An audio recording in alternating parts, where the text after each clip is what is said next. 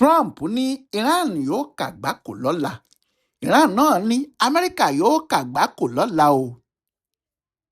Ní òru mọ́jú Sátidé sí Sunday níbi aago kan òru kù díẹ̀, Donald Trump, olórí ìjọba ilẹ̀ Amẹ́ríkà, kọ ìkìlọ̀ pàtàkì kan sórí ayélujára. Àwọn aláṣẹ ilẹ̀ Iran ló kọ sí. Ó ní bí orílẹ̀-èdè Iran kò bá ṣí ojúnà agbami Strait of Hormuz tí gbogbo ọkọ̀ ojú omi ń gbé epo rọ̀bì gbà láàrin wákàtí 48 hours tí òun kọ ọ̀rọ̀ náà jáde, ìyẹn ọjọ́ méjì péré, òun yóò fi ilé ayé sun gbogbo Iran lò, nítorí òun yóò fi bọ́ǹbù àtòkèèrè bà gbogbo ibi tí wọ́n fi ń ṣe agbára jẹ́, níbi tí àwọn pọ́láǹtì, ìyẹn àwọn ẹ̀rọ ńláńlá tó gbé agbára orílẹ̀-èdè náà dúró wà. Ó ní bí òun bá ti dìgbòlú gbogbo ilé agbára wọn bẹ́ẹ̀ tí òun sì pa wọ́n rẹ́ lórí ilẹ̀, bí ìgbà pé Iran fúnra ẹ̀ ló parẹ́ nìyẹn o. Ó ní nítorí bẹ́ẹ̀ lòun ṣe ń kìlọ̀, àti pé ohun kan ṣoṣo tó lè mú kí òun má kọlù wọ́n bẹ́ẹ̀ níbi Iran bá sáré ní kíákíá tí wọ́n ṣí ojúnà agbami Strait of Hormuz, tí àwọn ọkọ̀ ojú omi tí wọ́n ń gbé epo rọ̀bì sì bẹ̀rẹ̀ sí rí bí gbà kọjá, tí wọ́n ń lọ tí wọ́n ń bọ̀, tí kò sì sí ìdádúró tàbí wàhálà kankan fún wọn látọ̀dọ̀ Iran. Ìyẹn ni Iran ṣe lè bọ́ lọ́wọ́ ìparun o. Àmọ́ bí wọ́n bá takú tàbí tí wọ́n ń ṣe agídí bí ọmọ tí bàbá ẹ̀ ti kú tó jẹ́ ìyá ẹ̀ nìkan ló ń tọ́, wọn yóò kó àgbákò gidi o. Iran ti ojúnà agbami náà pa, tí apá ẹnikẹ́ni kò sì ká. Kìnìún náà sì ti ń dá wàhálà sílẹ̀ kárí ayé torí owó epo bẹntiróòlù àti ti gáàsì àti àwọn nǹkan èlò ara epo rọ̀bì gbogbo ló ti lọ sókè. Ó sì burú débi pé àwọn orílẹ̀-èdè àgbáyé míì ti ń tò fún epo bẹntiróòlù bíi ti Nàìjíríà nígbà kan. Ìdí ni pé bí a bá dá epo tí gbogbo ayé ń lò sí 5, ojúnà agbami Strait of Hormuz yìí ni ìkó kan nínú ìdá 5 yìí ń gbà kọjá, ìyẹn 20%. Níbẹ̀ ni epo náà sì ti ń bá dé ọ̀pọ̀ orílẹ̀-èdè, pàápàá àwọn orílẹ̀-èdè bíi China, India, South Korea, Thailand, Japan, títí kan Amẹ́ríkà àti àwọn ilẹ̀ Europe míì pàápàá. Nígbà tó sì jẹ́ láti ilẹ̀ Lárúbáwá ni wọ́n ti ń ṣe epo tó pọ̀ jùlọ, ojúnà tí wọ́n ń gbé epo gbà níbẹ̀ nìyẹn. Iran ló sì ń ṣàkóso ẹ̀. Iran sì ti tì í pa lẹ́gbẹ̀ẹ́ kan. Ó sì ti lé ní ẹgbẹ̀rún ọkọ̀ ojú omi ńláńlá tí wọ́n ń gbé epo lọ sí ọjà àgbáyé yìí tí wọn kò rọ́nà gbà kọjá lọ mọ́. Bí àwọn orílẹ̀-èdè àgbáyé kan ti rí eléyìí, pàápàá lára àwọn orílẹ̀-èdè tí wọ́n wà nínú ẹgbẹ́ àwọn orílẹ̀-èdè parapọ̀ tí wọ́n ń pè ní NATO, àwọn yẹn ti jáde pé àwọn yóò mọ bí àwọn yóò ti ṣe tí àwọn yóò máa gbé epo àwọn gba ojúnà agbami yìí tí kinní kan kò sì ní ṣe àwọn. Ohun tí eléyìí túmọ̀ sí ni pé àwọn orílẹ̀-èdè tó ń sọ báyìí yóò dáná àjọṣe pẹ̀lú Iran ni, nítorí àwọn yìí kò múra ogun. Ọ̀rọ̀ àjọsọ ni wọ́n fẹ́ bá Iran sọ. Lára àwọn orílẹ̀-èdè tí wọ́n ti ń múra láti wá ọ̀nà míì yàtọ̀ sí ọ̀nà ogun tí Trump ń lérí ní gbogbo ìgbà yìí ní United Kingdom, France, Germany, Italy, Japan, Canada, South Korea, Denmark, Norway, Sweden, Bahrain àti àwọn míì. Àmọ́ Trump ti bú gbogbo àwọn wọ̀nyí.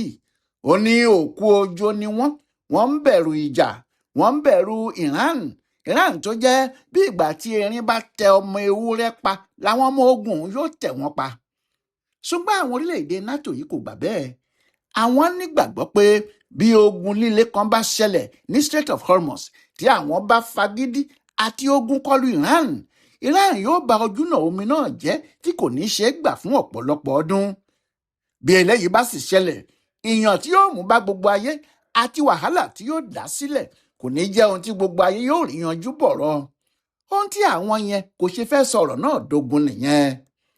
Kàkà bẹ́ẹ̀, wọ́n ń fẹ́ ètò tí àwọn yóò jọ ṣe pẹ̀lú Iran, tó jẹ́ tí ọkọ̀ ojú omi àwọn tó ń gbé epo bá ti fẹ́ kọjá, Iran fúnra wọn ni wọn yóò ṣètò ààbò fáwọn ọkọ̀ náà tí wọn yóò sì kọjá lọ sí ibi yòówù tí wọ́n bá fẹ́ lọ. Kì í ṣe pé Trump mọ ọ̀nà míì tó lè bá mú kinní náà ju ọ̀nà ogun lọ. Bó sì tilẹ̀ jẹ́ pé lọ́jọ́ Ẹtì Friday níjẹta, ó ní òun wo bí àwọn yóò ṣe mú ogun náà wálẹ̀, tí àwọn èèyàn sì ń rò pé bóyá ó fẹ́ ní kí wọ́n dáwọ́ ìjà náà dúró ni. Àfi bó ṣe tún ní kò tiẹ̀ sẹ́ni tí àwọn lè bá sọ̀rọ̀ ní Iran mọ́, pé gbogbo àwọn olórí ogun wọn pátá làwọn ti pa tán. Ó sì ṣeéṣe kó jẹ́ ohun tó rò tó fi pàṣẹ tuntun náà rèé, pé nígbà tí kò ti sáwọn olórí ogun kan níbẹ̀ mọ́ tí àwọn lè máa fi bọ́ǹbù wá kiri, kí àwọn kúkú kọlu Iran tagbára. Yàtọ̀ sí àwọn ọkọ̀ ajagun inú omi tí ọkùnrin náà ti kó ránṣẹ́ tẹ́lẹ̀, ó ti tún fi àwọn míì ránṣẹ́ lọ́jọ́ Sátidé àbámẹ́ta. Àwọn ọkọ̀ ńlá 3 tó jẹ́ ogun inú omi làwọn ń jà ní tiwọn. Eléyìí sì mú ìgbàgbọ́ ẹ̀ lé pé àwọn yóò kápá àwọn Iran láìpẹ́ rárá. Bẹ́ẹ̀ náà ni Trump fúnra ẹ̀ ń wòye pé ìjà tí àwọn ń bá àwọn Iran jà yìí, ìyẹn ìjà ká máa ju bọ́ǹbù síra ẹni, ká máa rán àwọn bàálù tó ń gbé àdó olóró fò kiri yìí, kò fẹ́ ran Iran mọ́, pé ó dàbí pé àwọn náà mọ̀ nípa kinní náà gan, àti pé ohun tí yóò kápá wọn báyìí ní kí àwọn kúkú jagun náà nílẹ̀ẹ́lẹ̀, kí àwọn jọ fèsì ara wọn. Ìdí èyí ni Trump ṣe ń kó ọ̀pọ̀lọpọ̀ sọ́jà ránṣẹ́ lọ sí Iran. Ohun tí àwọn èèyàn ti wá rò tẹ́lẹ̀ ni pé pẹ̀lú àwọn sọ́jà tó ń kó lọ yìí, níbi tí nǹkan yóò parí sí nìyẹn. Ogun náà yóò di ogun ilẹ̀. Àwọn sọ́jà láti Amẹrika àti Israeli yóò sì kojú àwọn ti Iran. Wọn yóò jọ wá mọ ọ̀gá láàrin ara wọn. Àfi bí Trump ṣe yí padà bìrí tó ní òun yóò fagbára kọlu Iran láàrin wákàtí 48 ni, bí wọn kò bá ṣí ojúnà agbami Strait of Hormuz. Àmọ́ bí ọ̀rọ̀ náà ti ń balẹ̀, làwọn Iran náà ti ń gbé oríṣiríṣi jáde o, pé bí Trump bá sọ pé àwọn yóò kó àgbákò, tó sì ṣe bẹ́ẹ̀ lóòótọ́, àwọn Amẹ́ríkà fúnra wọn ni yóò kó àgbákò tó pọ̀ jùlọ o, àgbákò tí wọn kò ní gbàgbé láéláé ni. Iran ní ohun tí àwọn yóò ṣe ni pé lákọ̀ọ́kọ́, ojúnà agbami tí Trump ń torí ẹ̀ lérí yìí, àwọn yóò tì í pa pátápátá tí ẹnikẹ́ni tàbí ọkọ̀ kankan kò ní rí ibẹ̀ gbà kọjá mọ́ láyé.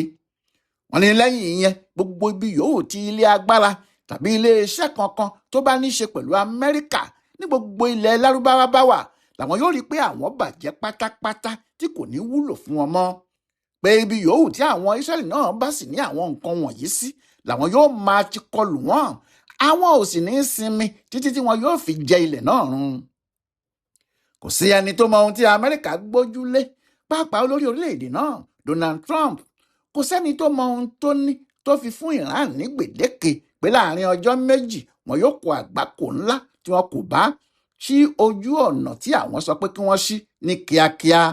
Bẹ́ẹ̀ ni èèyàn ò lè sọ báyìí pé ohun tí Iran náà gbójúlé rèé, bó tilẹ̀ jẹ́ pé lójoojúmọ́ ni wọ́n sì ń ju bọ́ǹbù lù wọ́n ní Israeli, tí àwọn Israeli náà sì ń dá a padà fún wọn. Àwọn bọ́ǹbù tí wọ́n jù lù Israeli lówùúrọ̀ kùtù ọjọ́ Àìkú Sunday òní yìí bá nǹkan púpọ̀ jẹ́. Láàrin Tel Aviv, ìyẹn olú ìlú orílẹ̀-èdè náà, ni wọ́n sì sọ àwọn kinní wọ̀nyí sí. Bẹ́ẹ̀ náà ni Iran ń sọ bọ́ǹbù lu àwọn ilẹ̀ Lárúbáwá tí wọ́n bá àwọn Amẹ́ríkà ṣe. Ọ̀rọ̀ náà sì le débi pé láàárọ̀ òní yìí ní Saudi Arabia sọ pé àwọn ò fẹ́ ẹnikẹ́ni tó ń ṣiṣẹ́ ní ẹ́mbásì Iran ní Saudi ní orílẹ̀-èdè àwọn mọ́, kí wọ́n máa lọ lẹ́sẹ̀kẹsẹ̀ kí wọ́n kúrò lórílẹ̀-èdè àwọn. Níbi tí nǹkan ti le dé láàrin àwọn orílẹ̀-èdè méjèèjì nìyẹn. Àbí nígbà tí Saudi Arabia bá ń lé àwọn ará Iran jáde, tí Iran náà sì ń ju bọ́ǹbù lù wọ́n ní Saudi, ọ̀rọ̀ náà wá ti le kọjá sísọ. Àwọn Israeli náà kò sì gbé ọwọ́ wọn fún alágbàfọ̀. Aburú tí àwọn náà ń ṣe sì fẹ́rẹ̀ ju ti Iran lọ. Àwọn iléeṣẹ́ ológun wọn ní ó lé ní àdó olóró 100 tí àwọn ti jù lù Iran àti Lebanon ní Sátidé yìí nìkan. Àwọn ará Lebanon tí wọ́n sì ti pa nígbà tí ọ̀rọ̀ yìí ti ṣẹlẹ̀ ti lé ní 1000. Bó tilẹ̀ jẹ́ pé àwọn náà ní ó ti lé ní 4,000 èèyàn tí àwọn ti kó lọ sí ọsibítù fún ìtọ́jú láti ìgbà tí ogun yìí ti bẹ̀rẹ̀. Bọ́ǹbù àwọn Iran ló sì ń ṣe wọ́n léṣe.